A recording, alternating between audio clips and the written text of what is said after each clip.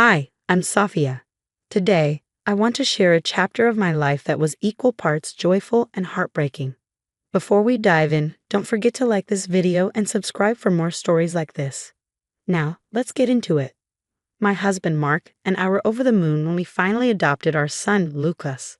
He was about to turn 7, and we wanted his birthday to be unforgettable, a celebration of him joining our family, but not everyone shared our excitement. One afternoon, as I scrolled through party themes, Mark walked into the room, his expression uneasy. "Have you talked to my mom about the party yet?" he asked. I sighed. "Not yet, but I can't avoid it forever. She's going to find out sooner or later." When I finally called his mom, Linda, her voice was clipped, her words brimming with disapproval. "Sophia, why make such a spectacle over this boy?" she asked, not bothering to hide her disdain. "Because he's our son, Linda," I replied, trying to keep my voice steady. "We want his first birthday with us to be special. A party won't change what he is," she sneered. Her bitterness stung, but I still extended the invitation, hoping that seeing Lucas happy would soften her heart. The week flew by as I booked a community center, ordered Lucas's favorite superhero cake, and sent out invitations. My best friend, Sarah, came over to help set up the day before. As we hung decorations, Sarah turned to me. "Are you sure inviting Linda is a good idea? Last time didn't exactly go smoothly." I tied a balloon to a chair, hesitating for a moment. She's family. Maybe seeing Lucas this happy will change her perspective. Sarah gave me a skeptical look. "Just be careful. She can be cruel." The morning of the party, Lucas was buzzing with excitement, his energy lighting up the house. Guests arrived, bringing gifts and hugs. But when Linda walked in, her tight smile and cold demeanor instantly chilled the warm atmosphere. She pulled me aside almost immediately. "This is a mistake, Sophia," she whispered, her voice sharp. Frustration bubbled inside me. "He's a child, Linda, your grandson. Can't you just be happy for him?" Her eyes scanned the room with disdain. "These people are fools. And you? You're the biggest fool of all for thinking he can replace real family." I took a deep breath, forcing a calm I didn't feel. "Today is about Lucas. Please, for his sake, let's keep the peace." As the party picked up, kids ran around with cake-smeared faces, and Lucas was beaming, surrounded by his new friends. I kept a wary eye on Linda, who lingered at the edges, her presence a dark shadow over the celebration. But I didn't expect what came next. The music was lively, and the room buzzed with laughter when suddenly Linda stepped forward, grabbing the DJ's microphone. "Can I have your attention, please?" Her voice cut through the music, silencing the crowd.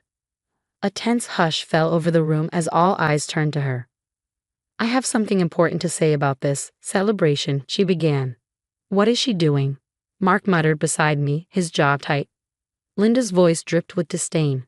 "Today we're supposedly celebrating Lucas, a boy who has no rightful place in this family." Gasps rippled through the room. I clenched my fists, heat rising in my cheeks. "He's just as much a part of this family as anyone else," I said, my voice trembling with controlled anger. Linda scoffed, her tone sharp and cruel. "A child plucked from nowhere? He'll never carry on the family legacy." Mark stepped forward, his voice firm. "Mom, that's enough. This is neither the time nor the place." Ignoring him, Linda turned to Lucas, her expression softening in a way that felt sickeningly manipulative. "Lucas, sweetheart," she said sweetly, bending down to his level. "Let's get away from this nonsense. How about we go for a little walk?" Lucas looked up at her, confusion clouding his bright eyes. He hesitated, glancing back at me. "But I want to stay at my party," Lucas cried, his voice trembling. "This isn't your real family's party. You don't belong here," Linda whispered harshly, loud enough for others nearby to hear. She reached out to grab his hand, but I was at Lucas's side in an instant, pulling him behind me. "No, stay away from him," I said, my voice sharp and unwavering. Linda sneered, her gaze darting around the room as guests began to murmur and pull out their phones. "This is exactly what I mean. You people are deluding yourselves," she hissed. "Why are you doing this, Linda? Why can't you just be happy for him?" My voice broke, frustration and sadness welling up.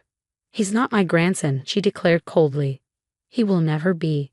"Enough, Mom," Mark's voice cut through, his tone seething with anger. "You're leaving, now." As he guided his mother out, she resisted, her voice loud and venomous. "You'll all see the truth eventually. This isn't the end." Reluctantly, she left, but the damage had already been done. The chatter of the guests returned, uneasy and subdued, as I handed out party favors. Then a scream sliced through the noise. I spun around. Lucas was gone. Linda was nowhere in sight. Panic surged through me. Mark and I bolted outside, scanning the parking lot frantically. There, at the edge, I saw Linda dragging Lucas by the arm toward her car. "Linda, stop," I shouted, my voice trembling with fear and fury. Lucas struggled, tears streaming down his face. "Mom, help." Mark reached him first, his face a mask of disbelief and rage. "Mom, what are you doing?" Linda glared at him, tightening her grip on Lucas. "I'm fixing a mistake," she spat. "Let him go," Mark demanded, his voice a dangerous calm as he stepped forward. The confrontation drew a crowd. Guests spilled out of the community center, some calling for help, others recording the scene. Linda's eyes darted around, realizing too late the spectacle she had caused. With a harsh shove, she released Lucas, who ran straight into my arms. I held him tightly, feeling his small body tremble as he buried his face in my shoulder. Linda stormed off, disappearing into her car as the crowd dispersed, murmuring in shock. The atmosphere was heavy, the party's spirit dampened. I knelt to Lucas's level, brushing his tear-streaked face. "Hey, it's okay," I whispered, my voice shaking. "You are loved, and you are wanted. Don't ever forget that." Sarah approached, placing a comforting hand on my shoulder. "Everyone here knows the truth, Sophia. We love Lucas, and we've got your back." I stood addressing the remaining guests. "Thank you for staying. This celebration is about family, Lucas's family. And family isn't just about blood. It's about love and support." The music started again, softer this time, and Lucas's friends quickly pulled him back into the festivities. Slowly, the shadow of the earlier incident began to lift, replaced by laughter and warmth. "Thank you, Sarah," I said quietly, my voice thick with emotion. "Just doing what's right," she replied. "Lucas deserves all the happiness we can give him." Mark and I exchanged a look, a silent promise passing between us. No matter what it took, we would protect Lucas. The aftermath of the party rippled through the community like a shockwave. Word of Linda's behavior spread quickly, and support for Lucas poured in from friends and neighbors. In our kitchen the next morning, I sat across from Mark, anger simmering beneath my exhaustion. "Can you believe what your mother did?" I asked, my voice low but fierce. Mark rubbed his temples, looking worn. "I can't, Sophia. I just can't understand how she thought that was okay. We need to do something. We can't let her get away with this," I said, my mind racing. Together, we devised a plan. Not to take Linda to court, but to expose her for the person she truly was. With the help of Sarah, we started sharing our story with family and friends. Social media lit up with messages of support for Lucas and widespread condemnation of Linda's outdated, harmful views. Meanwhile, I began a more covert operation. I knew Linda often ranted about family purity during phone calls, so I decided it was time the world heard her true thoughts. "Linda," I said during one call, feigning curiosity, "some people at the party were saying you might have a point. Maybe you could explain it to me again." She took the bait, her tone smug. "It's simple, really. Bloodline is everything. You can't just bring someone from the outside and expect them to fit in. These adopted children, they dilute our heritage." I recorded every word, knowing this would be vital. After weeks of gathering evidence, Mark and I prepared to confront her publicly. At a family gathering, Linda arrived as expected, wearing her usual air of superiority.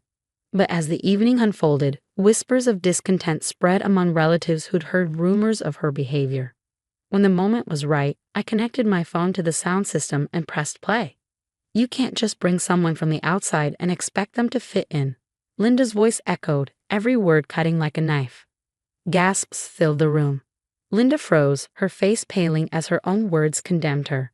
She tried to interrupt, but I played another recording. "These adopted children, they dilute our heritage." The room erupted in murmurs of shock and disgust. Linda's composure crumbled, her eyes darting around in search of allies. None came. As her own words condemned her, Linda stood frozen, her mouth opening and closing as she scanned the room for any support or sympathy. None came. Even those who had remained neutral or silent before couldn't ignore the blatant hatred and bigotry now exposed so plainly. "How could you say these things, Mom?" Mark's voice broke the silence, his disappointment palpable. "I was just concerned for the family," Linda stammered, her usual composure crumbling under the weight of the confrontation. "Concerned by isolating a child? By spreading hate?" I countered, stepping forward. "This isn't concern, Linda. It's prejudice." The room remained heavy with tension, the last of the recordings fading into silence. Relatives who had once greeted her warmly now turned their backs, whispering amongst themselves, their expressions a mixture of anger and sadness. As Linda looked around, the realization of her alienation sank in. Her face crumpled, and though she moved as if to speak, perhaps to justify or apologize, no one was interested in hearing more. One by one, the family members shifted their attention to Lucas, surrounding him with kind words and warm gestures. Linda, now a pariah within her own family, left the house without another word. Her departure was marked not by the dramatic outburst she might have hoped for, but by a profound, heavy silence. After she was gone, Mark took my hand, squeezing it gently. "Thank you," he whispered, "for standing up for our son, for standing up for our family." "It had to be done," I replied, watching Lucas laugh, blissfully unaware of the storm that had just passed. Secure in the love and acceptance of his true family, he radiated happiness.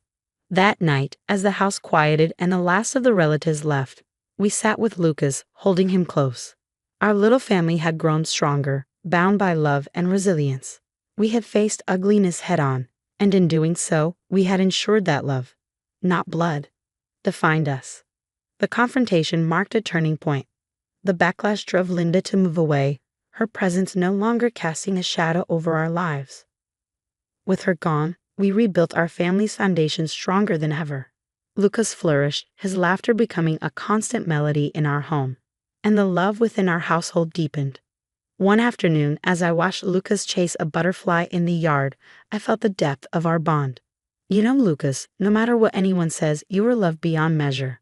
This will always be your home," I said, my voice steady with conviction. "I know, Mom," Lucas replied, his eyes bright with certainty. "I love you and Dad so much too." Linda faded into a distant memory, but the lessons she left behind lingered. We learned the importance of standing firm against toxic influences and reinforcing the values of inclusivity and love within our family and community. As Lucas's laughter filled the air, I knew we were stronger for the challenges we had faced. Love was our greatest defense, a bond unbreakable and unwavering. And now a question for you. Do you think it's ever justifiable to cut a family member out of your life if their beliefs fundamentally oppose your own, especially when those beliefs harm others? Let us know your thoughts in the comments below. Don't forget to like this story if it resonated with you and subscribe to the channel for more powerful tales that inspire, challenge, and connect us. Thank you for watching.